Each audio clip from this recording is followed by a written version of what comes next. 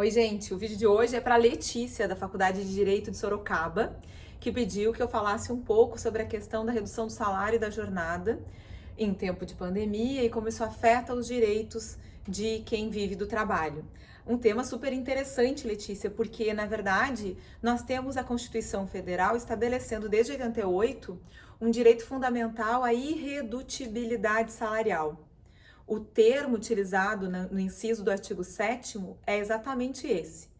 Então, diz lá o caput: são direitos dos trabalhadores, além de outros que visem a melhoria da sua condição social, e aí tem esse inciso dizendo irredutibilidade salarial, salvo negociação coletiva. A ideia é proteger a intangibilidade do salário, exatamente porque se parte do pressuposto do reconhecimento de que o salário é a condição para a sobrevivência física. Em bom português, as pessoas não trabalham porque gostam. Muitas até fazem aquilo que gostam. Mas a gente não escolhe trabalhar porque simplesmente gosta de trabalhar. A gente trabalha porque é o trabalho, num modelo de sociedade como o nosso, que nos dá o dinheiro com o qual a gente compra o alimento, a roupa, com o qual a gente paga o aluguel, paga o remédio, o plano de saúde. Portanto, é por isso, inclusive, que o Marx, lá no Capital e nos manuscritos também, vai dizer que nós vivemos numa sociedade de trabalho obrigatório. Ele diz exatamente por isso. Porque não é uma escolha trabalhar. Trabalhar, que é um meio de realização, nesse modelo de sociedade passa a ser uma condição para sobreviver. Bom, e essa condição para sobreviver depende do pagamento de um salário, inclusive depende do pagamento de um salário decente. Esse é o pressuposto para a Constituição colocar como direito fundamental o direito à irredutibilidade do salário. Ou seja, se alguém é contratado para vender 8 horas do seu tempo do dia por um salário mínimo de 1.045 ou por um salário de R$ 2.000, não pode, depois de já estar trabalhando, ter esse valor de salário reduzido por qualquer razão. A única exceção que a Constituição traz é a negociação coletiva. E veja, aí a Constituição está, na verdade, de algum modo, tentando valorizar, ou pelo menos esse é o discurso constitucional, de valorização da união coletiva dos trabalhadores, até porque se sabe que, pelo menos se intui que, como regra, um sindicato que represente uma categoria profissional não irá aceitar redução de salário, senão em situações absolutamente extraordinárias. Sei lá, a gente pode pensar num exemplo absolutamente fora do comum, como uma empresa que sofre um incêndio e que, portanto, perde todo o seu maquinário, perde condições de produção, e aí chama o sindicato e diz: olha, o dono da empresa, não quero despedir ninguém, mas eu não vou conseguir honrar a folha de pagamento no próximo mês. Inclusive, não vou conseguir tomar o trabalho da mesma forma porque eu perdi todo o meu maquinário, eu vou precisar reconstruir a empresa. Então, eu estou fazendo uma proposta de reduzir os salários dos empregados para evitar a despedida. Então, sempre há essa ideia também atrelada a essa possibilidade excepcional de reduzir salário, que seja para manter o emprego. E aí eu reduzo por, 3 meses, 6 meses, mantenho todos os empregados vinculados à empresa e aí depois retomo o valor normal. Aí o sindicato, decidindo aquele caso específico e extraordinário, pode resolver a partir de uma assembleia, de um debate, de uma discussão bem profunda sobre o peso entre manter o emprego, mas perder uma parte do salário, o que isso significa na vida de cada um, se vale a pena, se não vale a pena, e aí chegar à decisão coletiva, por exemplo, de firmar um acordo nesse sentido. Então é nessa linha que a Constituição nos leva.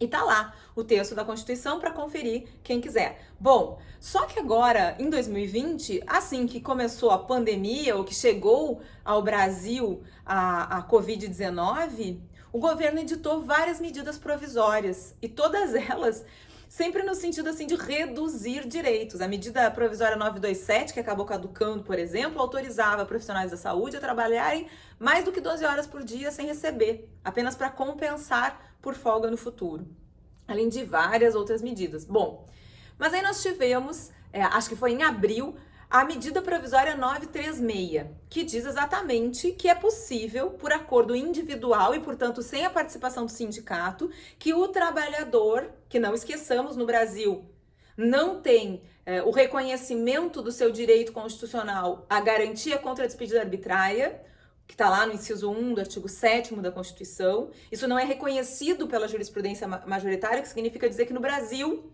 o entendimento que prevalece ainda é o de que é possível que o empregado seja despedido, mesmo que não haja motivo algum para isso, simplesmente pela manifestação de vontade do empregador. Um trabalhador nessas condições, né, não vamos nos esquecer, a gente precisa contextualizar, a regra não surge do nada. Essa MP 936 aparece numa sociedade que está tendo que lidar com uma pandemia e que tem uma realidade de mais de 13 milhões de pessoas desempregadas, mais de 40% da classe trabalhadora jogada na informalidade, portanto sem vínculo de emprego, e o resto das pessoas que dependem do trabalho para viver, vinculadas, então, a contratos de emprego. E essa MP vai dizer que essas pessoas que estão em vínculos de emprego podem individualmente pactuar com seu empregador redução de salário e jornada. Então, a primeira questão que se levanta aqui é justamente como é possível que alguém individualmente pactue redução de salário se na Constituição existe uma regra dizendo que há um direito fundamental à irredutibilidade salarial, salvo negociação coletiva. Mas a MP 936 dizia isso. E essa redução, que é o segundo problema, e essa redução de salário atrelada a uma redução de jornada, como se controla a redução de jornada? Bom, se as pessoas estão lá na fábrica batendo cartão, é fácil. Agora, durante a pandemia, a gente sabe que a maioria absoluta das pessoas que têm vínculo de emprego no Brasil tiveram que ou permanecer nas suas casas, e aí sim tiveram uma redução do tempo de trabalho, mas a maioria absoluta delas teve que continuar trabalhando por meios telemáticos. Muitos, inclusive, com acréscimo de tempo dedicado ao trabalho, como é o caso dos professores. Saiu essa semana mesmo uma reportagem sobre o fato de que os professores estão trabalhando bem mais horas durante a pandemia do que trabalhavam antes. Então, nós temos aqui duas dificuldades com essa medida provisória. A primeira é que ela autoriza a redução de salário por acordo individual, sem participação do sindicato, e, portanto, deixando de lado toda essa discussão aprofundada sobre a possibilidade de uma medida tão drástica como é a de reduzir salário, especialmente durante uma pandemia em que as pessoas estão mais nas suas casas e, portanto, estão gastando mais, inclusive, estão gastando mais energia elétrica, estão gastando com internet para dar conta do trabalho, estão gastando mais com alimentação.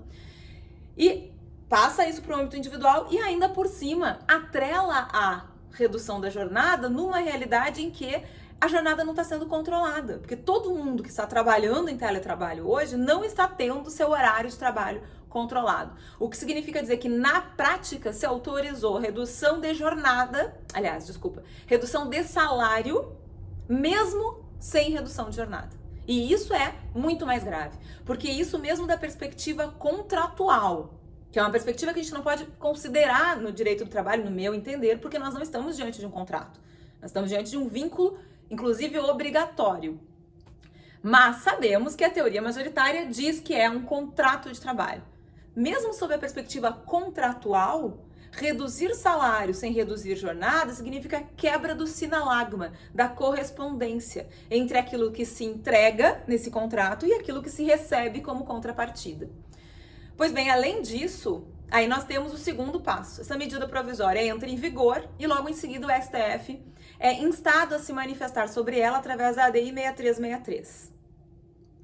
A ADI 6363 foi julgada, embora outras que estão lá há muito mais tempo, como aquela que trata, por exemplo, da inconstitucionalidade da cobrança de custas e honorários de advogado de quem é reconhecidamente pobre e está litigando na Justiça do Trabalho, que é a ADI 5766, não foi julgada ainda. Mas essa ADI 6363 foi incluída em pauta e foi julgada. E o STF disse que a previsão de redução de salário e jornada por acordo individual é constitucional. É interessante olhar os votos, né? É interessante verificar que há um argumento de exceção, de que a pandemia, de que a situação excepcional em que nós estamos vivendo autorizaria essa interpretação da regra constitucional de uma forma, não dá nem para saber qual é a palavra, né? Não é nem de uma forma mais alargada, de uma forma, digamos, criativa, né? Para dizer que, salvo negociação coletiva, não exclui a possibilidade de redução por acordo individual, mas o fato é que a decisão do STF foi essa, de que a MP não fere a Constituição da República. Pois bem, o terceiro passo, então nós tivemos o Executivo fazendo a medida provisória, por isso que eu acho que esse caso é muito interessante, Letícia, te agradeço a oportunidade de falar disso. O Judiciário chancelando uma medida provisória que na literalidade não diz o que a Constituição diz, e aí foi para o Parlamento, e o Parlamento votou essa medida em regime de urgência. Em muito pouco tempo tramitou na Câmara de Deputados, tramitou no Senado da República e se transformou na Lei 14.020. A Lei 14.020 é a redação da MP 936. Tem uma garantia de emprego como uma contrapartida para essa redução. Mas além dessa garantia de emprego ser muito curta, porque ela é pelo tempo de redução e mais o mesmo tempo, então reduziu salário por 2 meses, não despede naqueles 2 meses e não despede nos próximos 2. E deu. Então é uma garantia muito pequena contra a despedida. Além disso, ela não impede a despedida. A Lei 14.020 fala, né, que há essa garantia, mas diz, e se mesmo assim houver a dispensa, tem que ser observado isso e aquilo. Ou seja, na verdade não há uma vedação da despedida, como deveria haver por nós estarmos vivendo um período de pandemia. Qual é o resultado disso? Veja, nós estamos em outubro final de setembro, né, quase iniciando outubro de 2020, e o resultado concreto dessa medida já se faz sentir. São dados do Ministério da Economia. 1 em cada 3 trabalhadores com vínculo de emprego teve redução de salário, porque esses acordos individuais devem ser noticiados lá no Ministério. Então, houve um número altamente expressivo de trabalhadores com redução de salário e mesmo assim nós atingimos recordes de despedida. Existe inclusive um levantamento que estamos fazendo pelo um grupo de estudos da USP para verificar empresas que se utilizaram dessa lógica de redução de salário e que mesmo assim promoveram despedida, inclusive despedidas coletivas. Então, essa medida não serviu para evitar o desemprego. Não me parece que sirva suficientemente para resolver o problema da crise de produção ou circulação de mercadorias, que é determinada pelo isolamento social, pelo pânico diante da nova doença e pela recessão econômica que, na verdade, já vinha acontecendo no nosso país e que só se aprofundou com a chegada dessa nova doença. E também em nada auxilia a possibilidade das trabalhadoras e trabalhadores viverem com dignidade. Aliás, se nós formos pensar de uma forma mais ampla, facilita o adoecimento. Porque se nós temos famílias de trabalhadores que estão recebendo menos e cujas contas seguem as mesmas, porque enquanto o salário tem uma redução, que na lei pode ser por acordo individual de até 70% do valor do salário, se há essa redução do salário, não há redução na conta de luz, não há redução na conta de água, não há redução no aluguel, não há redução no supermercado. Ao contrário, nos últimos meses a gente viveu um aumento escandaloso no preço dos produtos básicos, como arroz, feijão, leite. Então, qual é o resultado? Nós estamos com famílias que estão gastando mais com alimentação, por exemplo, ganhando menos porque se sujeitaram a uma redução de salário, numa lógica de acordo individual que é absolutamente falaciosa, porque é evidente que numa sociedade com mais de 13 milhões de pessoas desempregadas, em que está todo mundo em isolamento em função de uma pandemia, ninguém vai correr o risco da despedida. As pessoas vão se sujeitar a qualquer proposta que seja feita para não perder o emprego. É a lógica, né, de que é melhor receber alguma coisa do que nada receber, sempre com aquela esperança de que quando isso passe as coisas voltem a ser como antes. Não vão voltar. Até porque essa não é uma medida que corresponde realmente a uma lógica de apagar um incêndio ou resolver um problema durante uma exceção. Na verdade, nós criamos uma brecha, abrimos uma porta que é muito difícil de fechar, que é essa de permitir, por acordo individual, o sacrifício, a perda de um direito tão fundamental e importante como aquele da irredutibilidade salarial. Porque não esqueçamos, né, jornada e salário são as duas medidas de troca entre capital e trabalho. Hoje é assim que nós estamos. A Lei 14.020 em vigência, essa possibilidade, portanto, sendo chancelada pelos 3 poderes da República, uma realidade em que 1 a cada 3 trabalhadores sofreu redução de salário e com números recordes de desemprego. Basta olhar os índices oficiais para vocês verem, né? Nós já temos aqui dados dos 2 primeiros trimestres, do primeiro trimestre de 2020 e até julho de 2020, e esses dados mostram que o desemprego não diminuiu, pelo contrário, cresceu muito, porque não há mesmo como barrar, até porque as empresas, aqueles que realmente empreendem e empregam no Brasil, também não receberam nenhum auxílio que lhes permitisse com suficiência manter suas empresas, mesmo não produzindo, mesmo não fazendo circular seus produtos e serviços. Então, é uma legislação que merece realmente um estudo, especialmente para que a gente comece a pensar, afinal de contas, se a gente quer uma sociedade em que o direito do trabalho não sirva para aquilo pelo que ele existe, que é garantir uma vida minimamente decente a quem vive do trabalho numa sociedade de trabalho obrigatório. Era isso. Até o próximo vídeo.